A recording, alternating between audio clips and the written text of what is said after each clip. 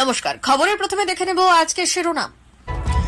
রাজনীতি ছেড়ে দে, পুজোর আবহেই জোর ঝটকা, তৃণমূল বিধায়কের কথায় তোলপাড়। পথ নিয়ে খেয়ে চলবে না, বিজেপির গোষ্ঠী দ্বন্দ্ব কাটাতে সুকান্ত শুভেন্দু স্পষ্ট বার্তা শহর। শিয়ালদহ স্টেশনের নাম বদল, রেলমন্ত্রীর সামনেই প্রস্তাব সাংসদ শ্রমিকের। পর্ষদের ভারসাম্য দেবের সঙ্গে শঙ্করও। প্রশান্ত কিশোর তার রাজনৈতিক দলের নাম ঘোষণা করে দিলেন, ছাড়পত্র নির্বাচন কমিশনেরও। আবাস যোজনায় আধিকারিকদের দায়বদ্ধতা চায় রাজ্য। বাংলায় খাবার নেই, কাজ নেই, গান্ধী জয়ন্তীতে রাজ্যকে ফের নিশানা রাজ্যপালের।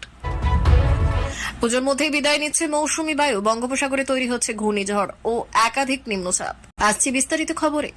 পুজো আসতে আর মাত্র হাতে গোনা কয়েকদিনের অপেক্ষা। শীঘ্রই এক এক করে রাজ্যের নানান পুজোর উদ্বোধন শুরু হবে। এই আবহে এবার রাজনীতি ছাড়ার হুঁশিয়ারি দিলেন হেভিওয়েট তৃণমূল বিধায়ক। বুধবার সকাল থেকে এই নিয়ে শুরু হয়েছে জোর চর্চা। তৃণমূল বিধায়ক লিখেছেন, আমি কৃষ্ণ কল্যাণী একজন জনপ্রতিনিধি, আর জেলা শাসক জনগণের চাকরি করেন। এই ব্যবস্থার পরিবর্তন যদি না হয় তাহলে আমি রাজনীতি ছেড়ে দেব। নিজের মতো করে জনসেবা করায় আমি বেশি স্বাচ্ছন্দ্য বোধ করব। ইতিমধ্যে এই পোস্ট নিয়ে শুরু হয়েছে জোর চর্চা। রায়গঞ্জের হেভিওয়েট রাজনীতিকদের মধ্যে একজন হলেন কৃষ্ণ কল্যাণী। 21 বিধানসভা নির্বাচনে বিজেপি টিকিটে জয়ী হয়ে বিধায়ক হয়েছিলেন।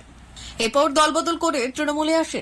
24 লোকসভা ভোটে তৃণমূলের হয়ে দাঁড়ালেও জয়ের মুখ দেখতে পারেননি। এরপর বিধানসভা উপনির্বাচনে জয়ী হয়ে ফের বিধায়ক হন তিনি। এবার এই কৃষ্ণ কল্যাণী বললেন রাজনীতি ছাড়ার কথা। তৃণমূল বিধায়কের পোস্ট দেখে অনেকেরই অনুমান তার দলের প্রতি কোনো রাগ নেই, বরং উত্তর দিনাজপুরের জেলা শাসকের উপর ভীষণ ক্ষুব্ধ তিনি। তবে শাসক দলের বিধায়কের সঙ্গে জেলা শাসকের সংঘাত খুব একটা চোখে পড়ে না, বরং একসঙ্গেই কাজ করেন তারা। তাহলে হঠাৎ কি এমন হলো যে এত খাপ্পা হয়ে গেলেন কৃষ্ণ কল্যাণী? উৎসবের মরশুম কাটলেই শুরু হবে সাংগঠনিক নির্বাচন। তার আগেই দলের অভ্যন্তরে গোষ্ঠী কোন্দল কাটিয়ে এক হয়ে কাজ করতে হবে। দলের ভেতরে পদ নিয়ে খেয়েই চলবে না। রাজ্য বিজেপির সভাপতি সুকান্ত মজুমদার ও বিরোধী দলনেতা শুভেন্দু অধিকারীকে সতর্ক করে দিলেন কেন্দ্রীয় স্বরাষ্ট্রমন্ত্রী অমিত শাহ ও বিজেপির সর্বভারতীয় সভাপতি জেপি নাড্ডা। গেরুয়া শিবিরে কান পাতলেই শোনা যায় একের পর এক লবিতে ভাগ হয়ে গিয়েছে বঙ্গ বিজেপি। সুকান্ত, শুভেন্দু, দিলীপ এমন নানা গোষ্ঠী মেতে উঠেছে কেন্দ্রীয় নেতৃত্বের কাছে নম্বর বানানোর খেলায়, যার জেরে একে অপরকে কোণঠাসা করতেও পিছুপা হচ্ছে তারা। সার্বিকভাবে তার কুপ্রভাব পড়ছে সংগঠনে। লড়াই করার মতো একাধিক ইস্যু রয়েছে বাংলায়, অথচ দলের কোন্দলের জেরে কিছুই করে উঠতে পারছে না বিজেপি। এমনকি সাধারণ মানুষের থেকেও ক্রমশ বিচ্ছিন্ন হয়ে পড়ছেন নেতারা। পরিস্থিতির সামাল দিতে এর আগেও একাধিকবার বিজেপি নেতাদের সতর্ক করেছেন কেন্দ্রীয় নেতারা। তাতে সাময়িকভাবে একে অপরের পাশে আছি দেখানোর চেষ্টা হলেও কিছুদিনের মধ্যে ফের একই অবস্থা ফিরে এসেছে। সম্প্রতি আরজিকর ইস্যুতে দল একজোট হয়ে আন্দোলনে নামলেও একতা ঘুচেছে অল্প দিনেই। জুনিয়র ডাক্তারদের বিরুদ্ধে আক্রমণ শোনাতে দেখা গিয়েছে দিলীপ সহ একাধিক নেতাকে।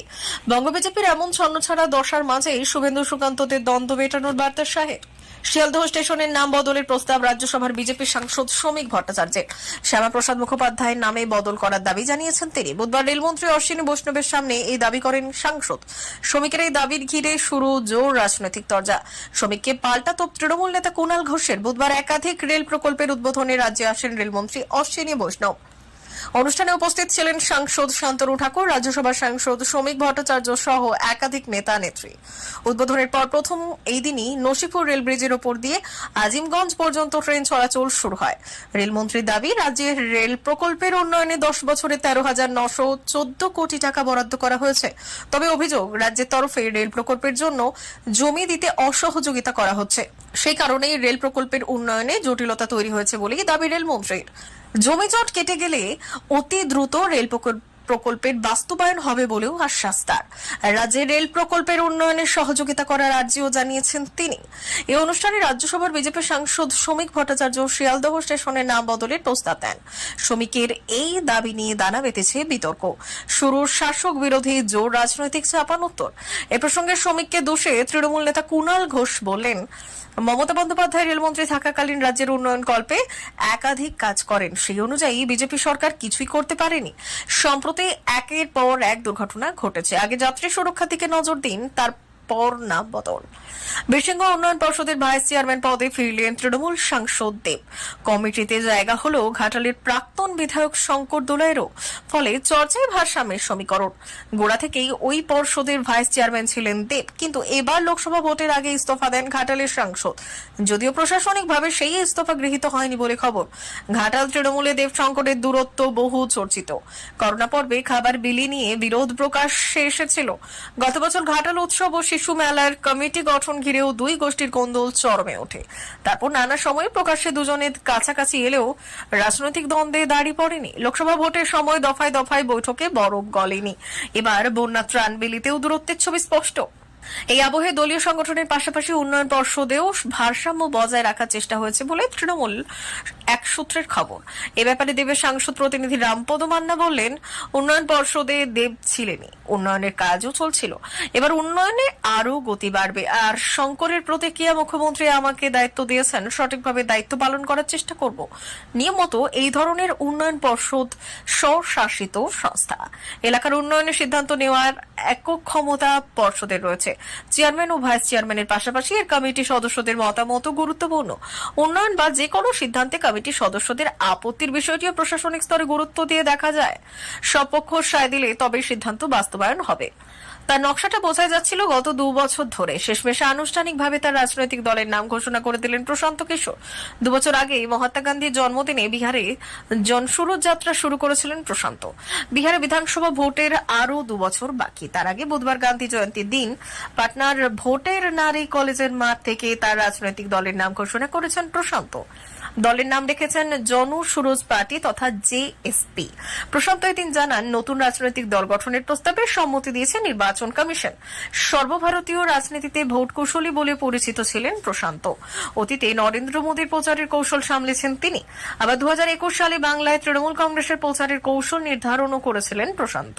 তাছাড়া অরবিন্দ কেজরিওয়াল, স্টালিন, কে চন্দ্রশেখর রাও, জগনমোহন রেড্ডির জন্য প্রশান্ত কাজ করছিলেন, কিন্তু তিনি এখন পুরো দস্তুর রাজনীতি।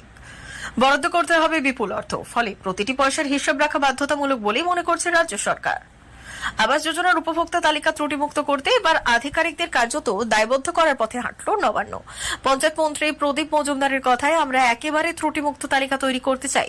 আবাসের তালিকা যাচাইয়ের কাজ শুরুর নির্দেশ দিয়েছে নবান্ন। এতে মুখ্য সচিব মনোজ পন্থ প্রয়োজনীয় নির্দেশ ইতিমধ্যেই দিয়েছেন জেলা কর্তাদের।